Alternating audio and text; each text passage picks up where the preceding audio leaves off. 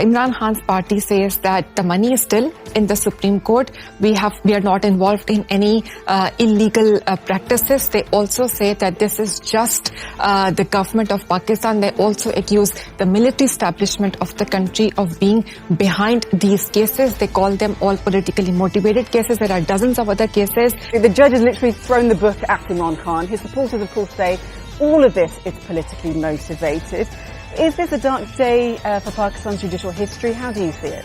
I would characterize this more as a grey day, not necessarily a black day, because Pakistan is a different country in terms of civil liberties. This case does remind you the history of politically charged cases in Pakistan. Different politicians who've been sentenced by the courts have contested the verdicts, irrespective of the legal basis, have contested on the grounds that these were the outcome of backroom manipulation, backroom deals.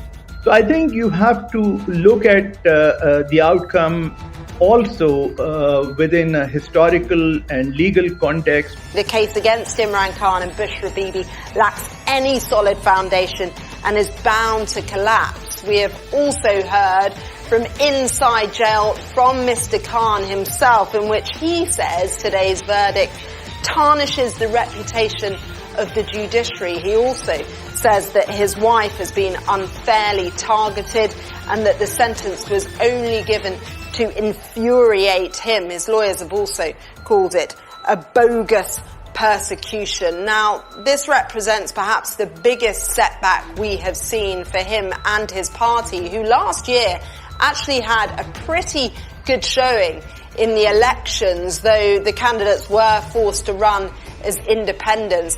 Imran Khan at that time had accused that the ruling parties now in the government, at the time in the opposition, conspired with the country's military to oust him from the political landscape. His party has faced a huge crackdown from the country's establishment. Hundreds of their workers are in jail.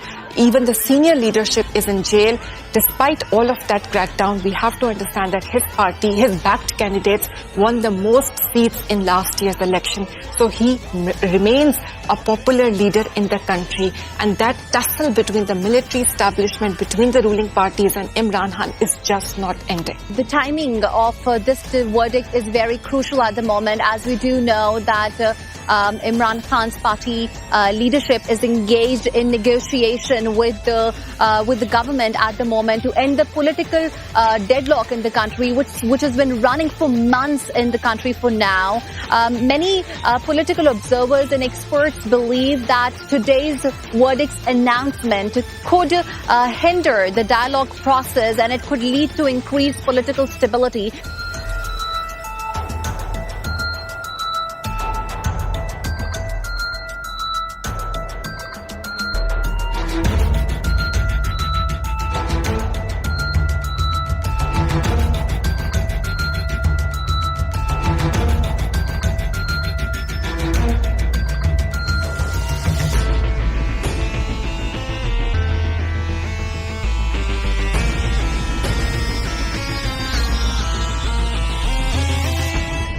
Well, it has an Imran Khan problem. Whether it's the army, it's deep state, it's government led by Shahbaz Sharif, all have been trying to find a solution to their Imran Khan problem. And they have only one solution, keeping him in jail on yet another case. So there's another case of misuse of power in which Imran Khan has been convicted yet again. His legal troubles have been compounding ever since he left office as Prime Minister. He now faces over 150 cases, is already serving 3 jail terms which are running concurrently. But this strategy will not solve Sharif or the army chief's problem. Imran Khan is popular. His popularity is unfazed by his long jail terms. His clarion calls are being answered by his supporters.